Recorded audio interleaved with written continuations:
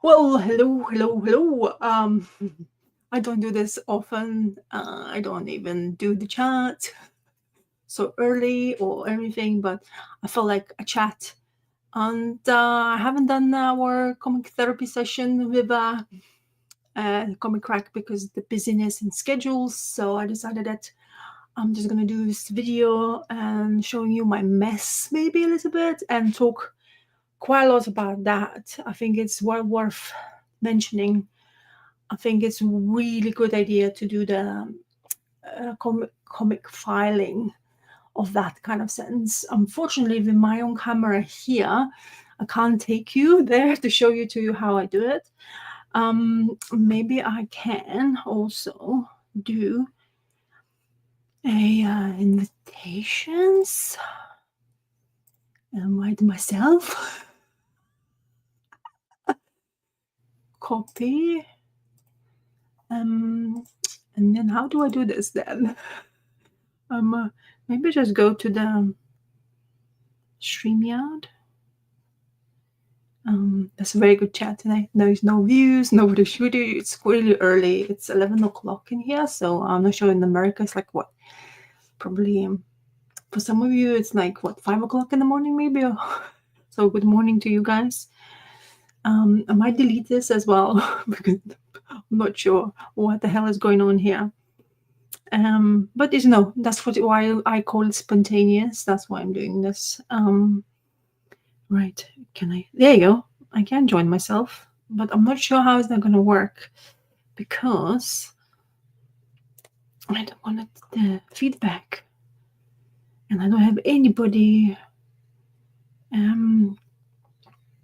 to hear double sounds. Okay. Me again. Look, I'm very organized, I see. There you go.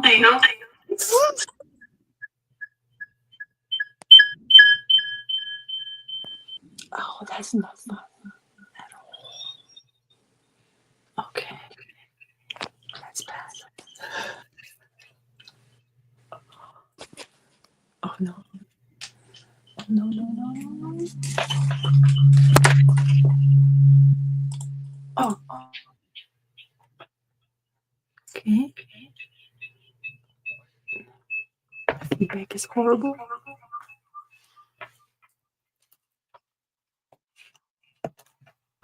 Is there feedback now?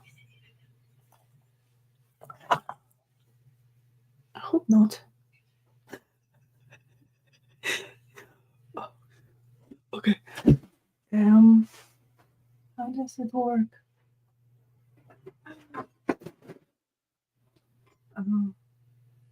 Can I? There you go. Oh, there you go.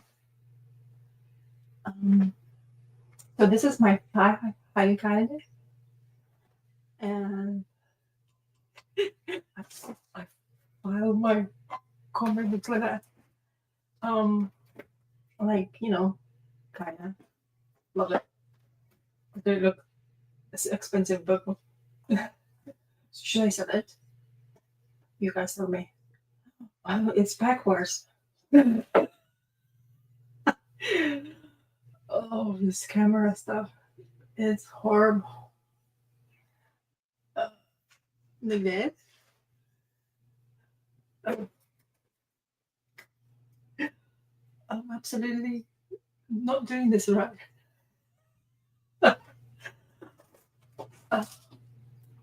Oh, my favorite. Oh my god. What is going on? Never do this. With yourself. Oh, horrible. All right. I'm gonna kick myself. There you go. Stupid. This is such a stupid idea. So yeah, this filing cabinet is really good. It's amazing what you can do with all this stuff. You can file 2 short boxes in one filing cabinet. which is fabulous. I have to file my stuff away, like Batman Year One, which I was reading. I don't know when. Also, Mr. Comic Crack has given me some stuff beforehand, and Eastman Talbot and Bisley's creation called A Melting Pot. Really amazing art inside. I mean, come on, man.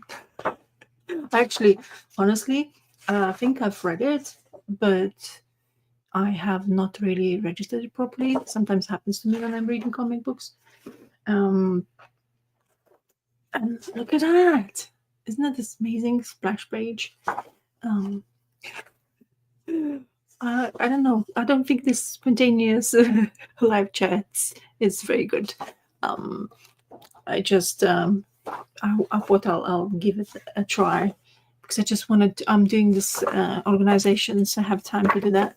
So I thought I'll do it live, but then I wanted to show you this cabinet and I switch on the things. Wow, look at this art, man. Skick is so good. Love comics. And then they do this kind of stuff. So yeah. What else do I have here? Oh, Batman Houdini. Really good story by Howard Victor Shakin and John Francis Moore and Mark Chiarello. Or how you pronounce that one? Really good things to read. And I'll show you just art inside. One of those Elseworld stories, I think, of Batman, which gives you that classic trade kind of format, prestige format, as I call it.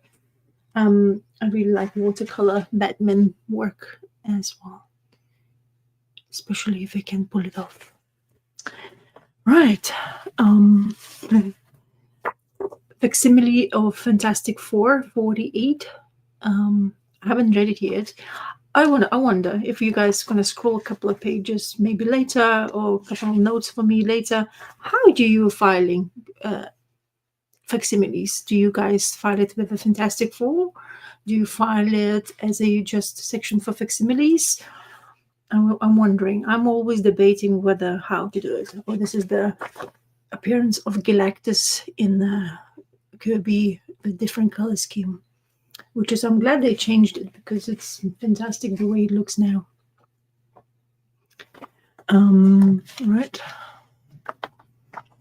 I still haven't finished, funny enough, some of the Power Girls, which I've managed to acquire. I find it really difficult to read some things which are not fully completed, or I'm missing something in the middle or right in there. I do try to open my mind and just go, just enjoy the comic book for what it is. But maybe it's my completionist mind doesn't kind of like doubt itself as well, because of, like I kind of wanted to read more full stories, blown stories. Like I now go into libraries and read the graphic novels, which I absolutely love. Also, another question, if you're willing to answer. How do you store your free comic book day books? Do you pack them in the one, like let's say you picked up 5 books, you push them together, you put them in the bag, and then you say free comic book day of that year, for example. I've been doing that kind of thing, but sometimes I kind of lose the or remember where I actually stacked it. As you get in here, you can see that saying of me doing writing down what's inside it that hasn't been updated, so it doesn't really say exactly what I have in that shelf. My top shelf of this filing cabinet particularly is for the new pickups, like my pull lists, which is really small, but that's how at least I'm doing as a my at least kind of scribbles. Did you enjoy? Have you watched Revival? And if you have, what did you think about it? The TV series, I meant. I really liked it. I'm kind of looking forward to season 2 to see how they're gonna go. I absolutely love this series. Jenny Frisen's art is on covers is spot on, but the story is fantastic in here. So, and the TV show was really up to kind of like how the comic book was represented. This TV show represented it really well. I like the acting. I like the sisters. The way the shock reveal of somebody's death. Let's say not spoiling that for you guys, and also, and let's say the teeth part, which really drives me. I was shocked when I was reading comic book format. I was actually, what the hell? Not am I talking? I don't really have a. So this one, the first comic book, and that's what they did with in the TV show, the first episode of the TV show. Right. Oh yeah. There's this lady, you see, and she has those teeth, and she keeps ripping them apart because she said dentures is better than full set of teeth. And she kept, because she's a reviver, she kept pulling them out, and they did that in TV show. So if you haven't watched the TV show, and you haven't, first read this one. I would say I'm a comic book fan first, but if you want to watch this first or read this first, and we'll go watch TV show, it's fantastic. I think they really did a good job. Yeah. First print, all that stuff, jazz. Right, what else do I have in here? I love reading Fantastic Four. I'm becoming more and more biggest fan. I think I mentioned that when me and Terence are chatting also, that this is fantastic to have. It's really fun stories. This one is by Tom DeFalco and Paul Ryan in script. But John Byrne's Fantastic Four is superb, actually. I really love it. Especially when it comes to space adventures and all those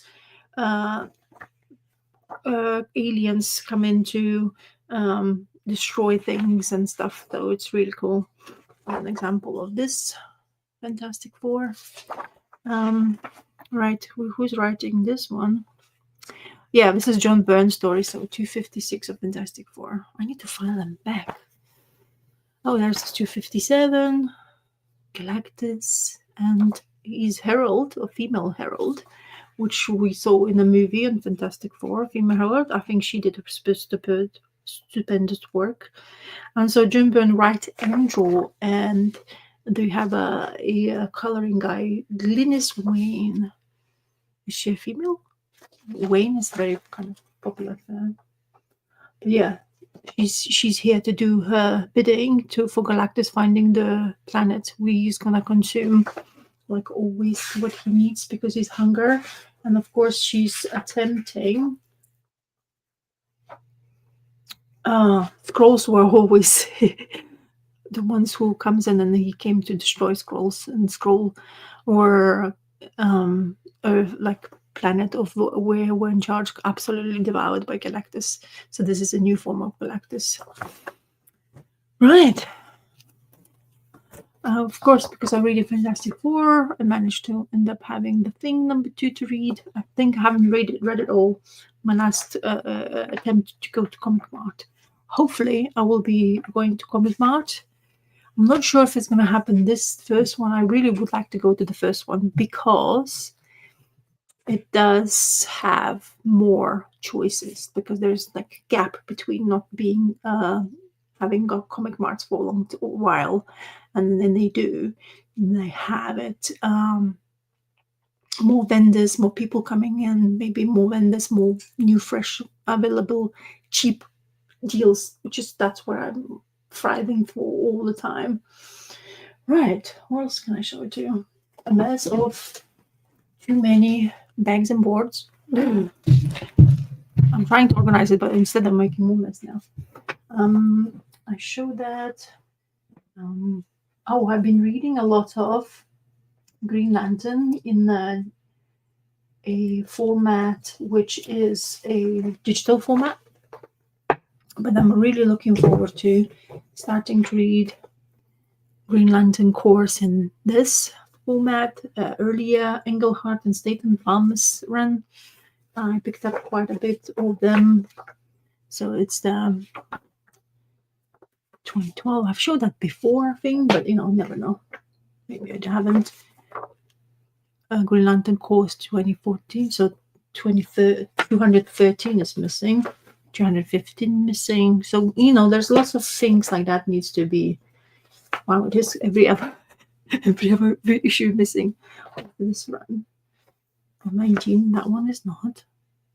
Kilowog is one of my favorite blokes for sure in the Green Lantern Corps. He doesn't mess around. 220. Snow. Is that what happens now in America? You guys, and Canada also, you guys absolutely covered by the snow? I'm in England, so more we get wetness, even though north of England or Britain is covered with snow. So, right. Ooh, Sinestro. Guilty. Oh, is this a Sinestro? Let's see. The last statement of Sinestro. It is Sinestro. Great. I'm reading the Omnibus Volume 2 of Green Lanterns by Jeff. Why am I blanking his name now? Come on, Rasa, you can do it.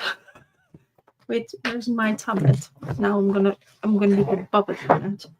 Every single time when I do live shows, especially comic therapy sessions with parents, I always blank on names on people's creators, and afterwards when I switch it off, I remember. Right, so blah blah blah blah. What are you? Jeff Johns. There's the guy. So yeah, volume 2 of Jeff Johns. You run. I'm reading and I'm enjoying it. And then the next issue after that, Green Lantern course. Then I really want to read it now. Should I read it? What do you think, guys? Is there something I can do? Wow, it's amazing. And the last one, the one I have here, piling up. 224, a final chapter in the saga of Green Lantern Corps. Is this the last issue of Green Lantern Corps? I don't even know that. Right. Okay, I'm gonna maybe show it to you instead of going to connect it to the computer because I didn't really badly. I have absolutely 100% love reading Wonder Woman of DC's All Absolute Wonder Woman. This is issue 7. So I read the first volume of Absolute Wonder Woman from library. I managed to get hold of that. I always choke when it comes to number ones. I always push it aside when it comes to the big 2, DC and Marvel. And now, of course, I've heard a couple of amazing reviews by people, and I wanted to read it by myself. I've read it because, as I say, managed to get hold of it from library, which is great. Libraries are fantastic sources for you to explore the volumes and see if you like it. So you read it up, and then you can go and basically have a idea what is if this absolute universe is for you. So it's definitely for me. I'm surprised. I'm really enjoying Kelly Thompson's. I remember reading some Kelly Thompson's work, and I never kind of got that much attention from me. But this time is she's doing fantastic. I guess a creative team is very important, and this artist is a mind like really good, amazing. Where he's behind, because honestly, it's one of the best Wonder Woman reads so far. I have collected Wonder Woman from earlier volumes, but I've never fully committed to reading it all. But this one so far, maybe it helps that it's a new one, blah blah blah. So Kelly Thompson's writing, and Mattia De Luis is the creator team of this Absolute Wonder Woman universe.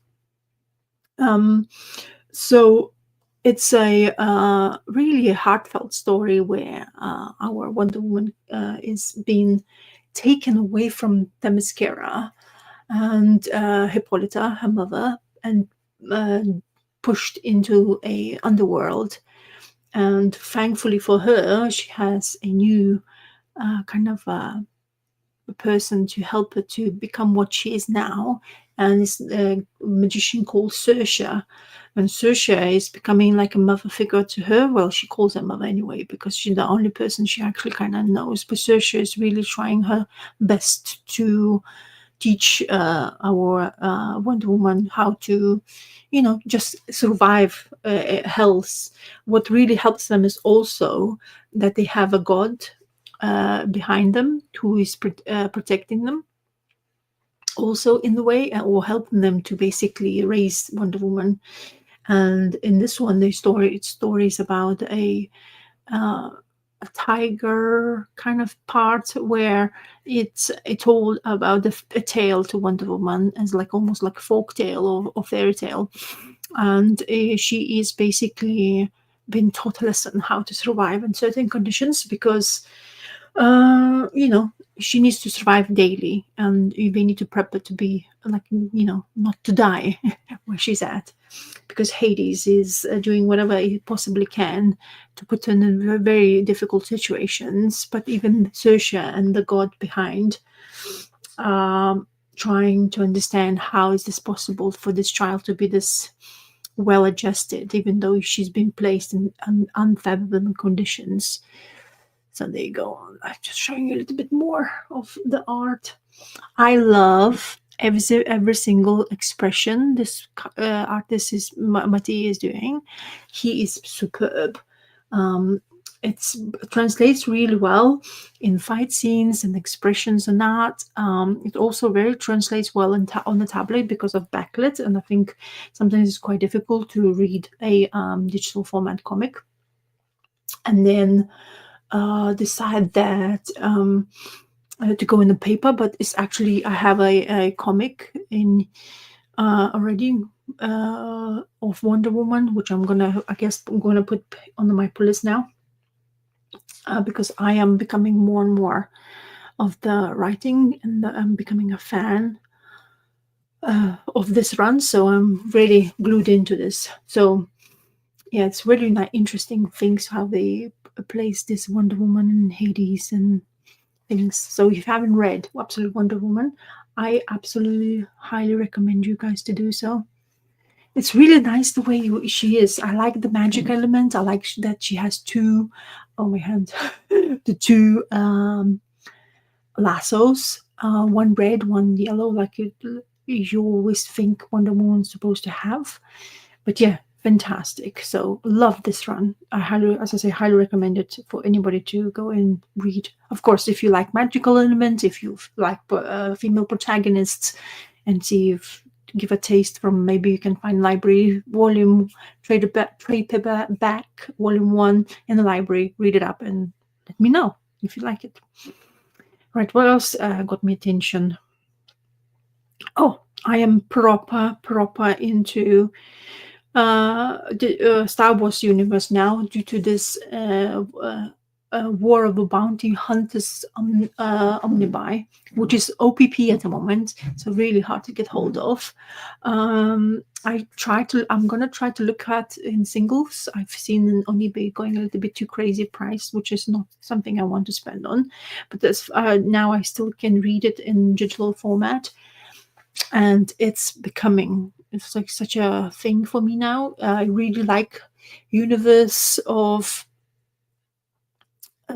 like space and like that kind of storytelling, and I didn't really think I would be into comic reading of that, because I thought that movies, there's so many TV shows to keep up with. I thought it will be not grabbing my attention, but it's fairly grabbing my attention.